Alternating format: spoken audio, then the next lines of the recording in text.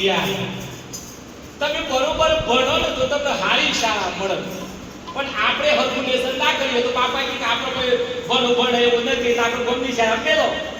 એમ આપણી પાત્રતા બરોબર હોય ને તો આપણને સદગુરુ ધીરુરામ મળે આપણને સદગુરુ લાલજી પસંદ થાય આપણી પાત્રતા એમ બનાવીએ કે આપણે એવા ગુરુ મળે દિનારી નો મળે અને જિજ્ઞાસુ આવા વિદ્વાન મહાપુરુષો મળે સાહેબ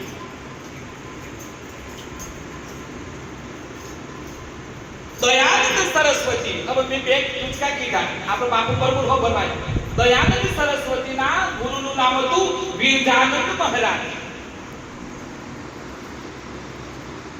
દયાનંદ સરસ્વતી સુરેન્દ્રનગર જિલ્લાના ટંકારામાં થયા બાપ આજે સુરેન્દ્રનગર જિલ્લામાં ટંકારા તો દયાનંદ સરસ્વતી થઈ ગયા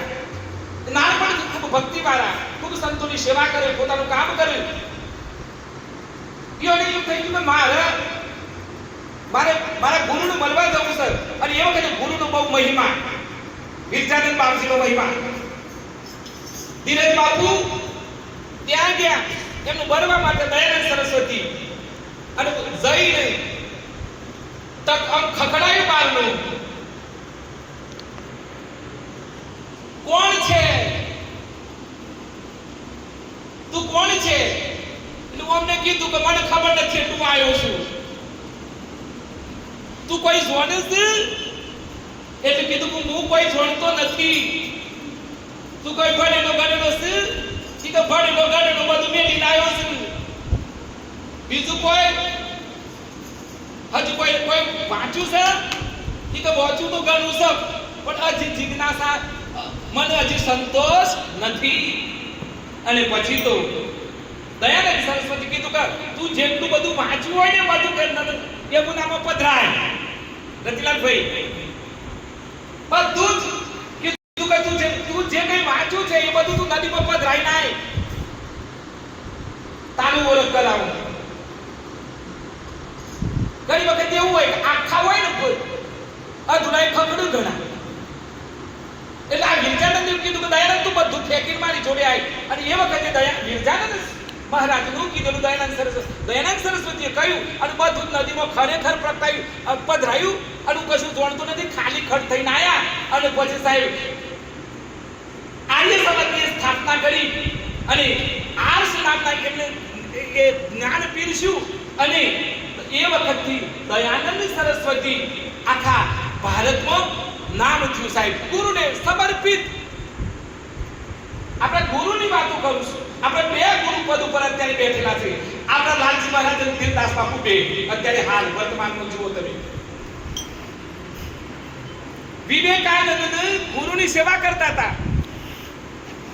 વિવેકાનંદ ગુરુની સેવા કરતા હતા એટલે એક જણ જો કે આ તો બહુ દર્દ આવ્યો છે બહુ સેવા કરે છે આપણે હોય પાછું ખેસા ખેસી ગયો એટલે પછી વિવેકાનંદ બહુ સેવા કરી એટલે એમ કે આ તો તું જબરો સેવા કરીશ અને એવામાં રામકૃષ્ણ પરમહંસ કેન્સર થયેલું એટલે સાહેબ તમે વિચાર કરો કેન્સર ને કોઈ ની શું દશા હોય તું કહે ખરું બધું હોય તમને દુઃખ તમને આશ્ચર્ય થશે કે પેલા કીધું કે ગુરુ ભક્તિ હું કે ભાઈ તું જો અને એ વખતે સાહેબ વિવેકાનંદે કીધું ગુરુ ભક્તિ તું આમ મારા ગુરુને તું આમ અડ નાડ ખાલી સેવા કરી લે તાને તો ગુરુએ જે પેલી થૂકતાની બધું ઓગાળીને પીજા વિવેકાનંદ સાહેબ આ ગુરુ ભક્તિ છે સાહેબ અને સાહેબ બસ તો સાહેબ ગુરુ આ મારો ગુરુ એક એ વખતે એ પીજા બોલ્યા વગર એ પરાકાષ્ઠા તો જુઓ અત્યારે તો કોરોના આવ્યો તો એ થાળીઓ આગા પાછી થતી હતી અને એ વખતે ગુરુ ઠલવાઈ ગયા અને આખા સમગ્ર ભારતમાં સાહેબ વિવેકાનંદ નામ થઈ ગયું 39 વર્ષની ઉંમરમાં તો વિવેકાનંદે નામ કરી નાખ્યું સાહેબ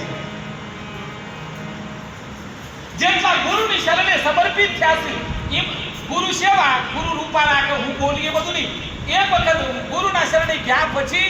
બધું ભૂલી જવાનું. અને પાછું એટલું યાદ રાખજો, ગુરુને જ્ઞાન નથી જોઈતું, ગુરુને જોઈએ છે સેવા અને સેવા. તમે દૂર બેસીને સેવા કરતા હશો ને તો ગુરુના દિલમાં જ્ઞાની નહીં હોય, ગુરુના દિલમાં સેવા કરનારો હશે. એટલે આ બે ઉદાહરણ તમે કયા. આપણે તો શું માંગીએ? આ તો લાલજી મહારાજ મારા સોમરિયાના રૂપમાં બેઠા છે. હું તો ઉંમર જોતો જ નથી. હું તો એટલું જ જોઉં, હું બાળક છું બસ. હવે આપણે બધા બાળક છીએ સંતોના. આ સંતોના દાસ છીએ. તમે માતા છે, પિતા તમે બંધુ છે, સખા તમે વિદ્યા જન્મ તમે સર્વમ મદેવ. અમે બાળક છીએ, અમારા જે ગુણ થાય પણ અમે તારી લેજો બસ. તારજો બા, અમારો હાથ પકડી રાખજો. અમે નાના છીએ, ગાડા છીએ, પણ અમારી આંગળી અમે તમને સોંપી અમને તારી લેજો બસ. જાગર જીવનડા